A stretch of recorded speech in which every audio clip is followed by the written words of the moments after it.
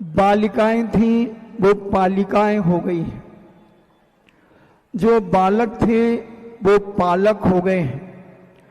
और आज सुबह से लेकर शाम तक जितने लोग भी आए सब एक ही बात कह रहे थे, महाराज जी कहानी सुनाओ।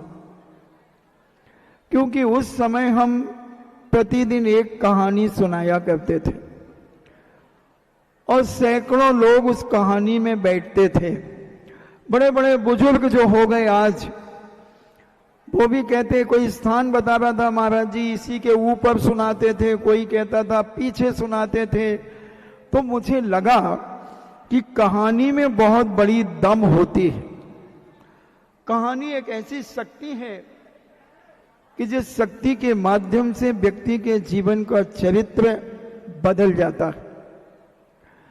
जब 1993 में हमने ललितपुर में चतुर्मास किया, उस समय लगभग 180 कहानियां सुनाई और उन कहानियों को सुनकर के वो बेटियां, वो बालक इतने संस्कारित हुए, जैसी नगर के बालक बालिका भी संस्कारित हुए कि जब हम उनकी चर्या देखते हैं, उनके हाव भाव को देखते हैं, तो लगता है कि कहानी का पूरा प्रभाव इन बच्चों ने उस समय अपने जीवन में उतारा है।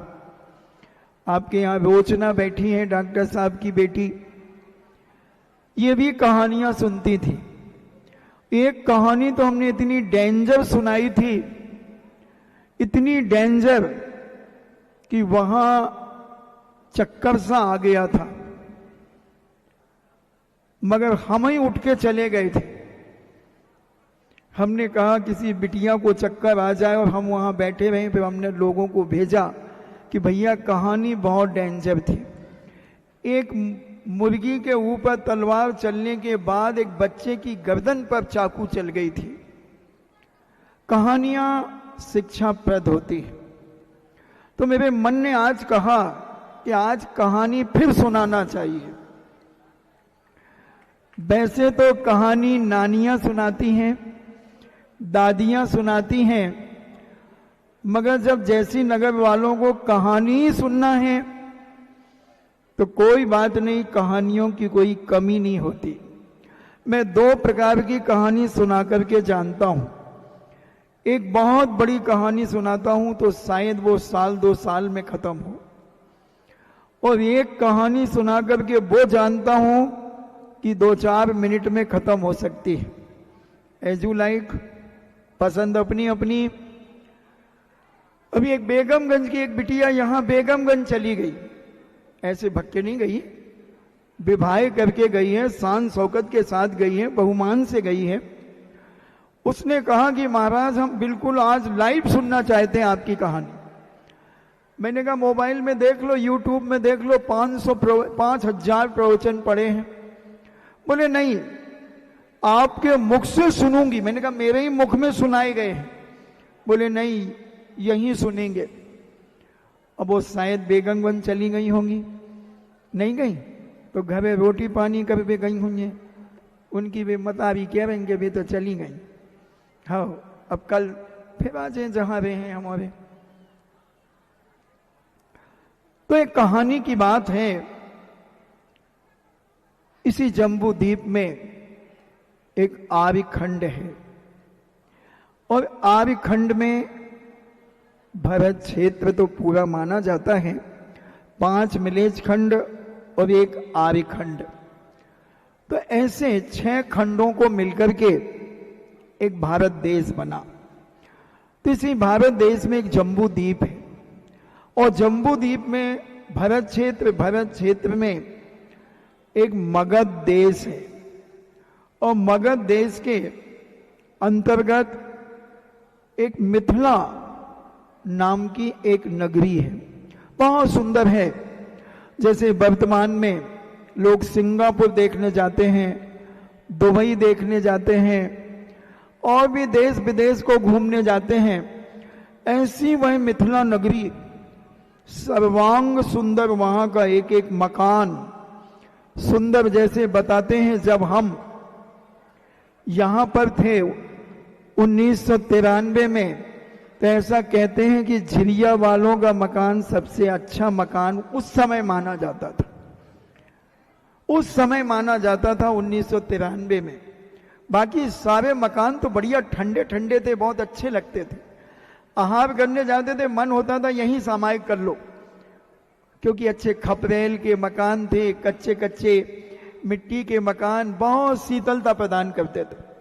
एसी को भी फेल करने वाले वो मकान थे। मगर जयसी नगर वालों को, जय सिया नगर क्या दिया था महाराज ने नाम? जय सिया नगर, जयसी नगर,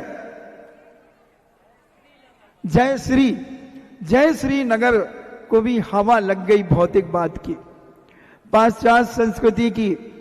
तो उन्होंने भी अपने मकान परिवर्तित कर दिए। डॉक्टर साहब ने भी अपना मकान परिवर्तित कर दिया। बहुत सारे लोगों ने परिवर्तित कर दिए। काश वही मकान होते, हम यहीं कहीं सोते थे। एक चबूतरा था, अब उसी चबूतरे पे रात्रि में शयन करते थे। 32 साल 6 दिन पहले की बात बता रहा हूं। तो हम अपने जीवन में इन कहानियों से अनेक प्रकार का जीवन परिवर्तित कर सकते हैं। और वहां के राजा पद्मरथ थे, मिथिलापुरी के राजा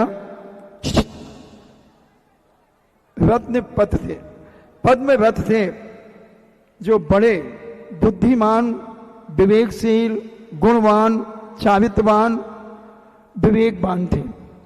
और आज विवेक के अभाव में ही हमारा जीवन दुखी हो जाता है। गुणवान तो बहुत सारे लोग हैं, चारित्रवान तो बहुत सारे लोग हैं, समझदार हैं, मगर एक विवेक के अभाव में सारा मटिया मेट हो जाता है। एक विवेक के अभाव में घर में कलह मच जाती है। एक विवेक के अभाव में कसाएं उत्पन्न हो जाती हैं। एक विवेक के अभाव में हम एक दूसरे के दुश्मन बन जाते हैं। इसलिए अभी मैंने रास्ते में विवेक के ऊपर 3 दिन तक लगातार प्रवचन दिया, क्योंकि आज विवेक धीरे धीरे हमारा खत्म हो रहा है। क्योंकि हम ऐसे सीरियल देख रहे हैं, और जो सीरियल हमारे घर की एकता को कपूर जैसे उड़ा रहे हैं। हमारा निशाना समझना, आज ऐसे सीरियल आ रहे हैं कि जिन सीरियल के माध्यम से हमारी बहू बेटियां, हमारे बाल बच्चे अपने घर का प्रेम, अपने घर का वात्सल्य, अपने घर की एकता कपूर जैसे उड़ा देते, जैसे कपूर जलने के बाद वहां कोई नामो निशान नहीं बचता। ऐसे ही हम अपने प्रेम में, वात्सल्य में, रिश्तेदारी में, घरोबा में उन सीरियलों को देख करके अपना कैरेक्टर पतित कर रहे हैं, अपने रिश्तेदारी का विनाश कर रहे हैं, अपनी समाज में विकृतियां फैला रहे हैं, अपने गांव में विकृतियां फैला रहे हैं। बंधु, हमें समझना चाहिए, अगर हमारा हर कदम पर विवेक चल जाए तो पूरा जय श्रीनगर नहीं, पूरा सागर नहीं, पूरा मध्य प्रदेश नहीं, पूरा भारत एक एक घर में साक्षात स्वर्ग उतर के आ सकता है। स्वर्ग जब मिलेगा, जबकि बात अलग है, मरने के बाद स्वर्ग मिलेगा। मगर नीतियां और कहानियां और विवेक में इतनी ताकत होती है कि एक घर को वर्तमान में स्वर्ग बना सकता है, अगर हम विवेक से काम करें। जहां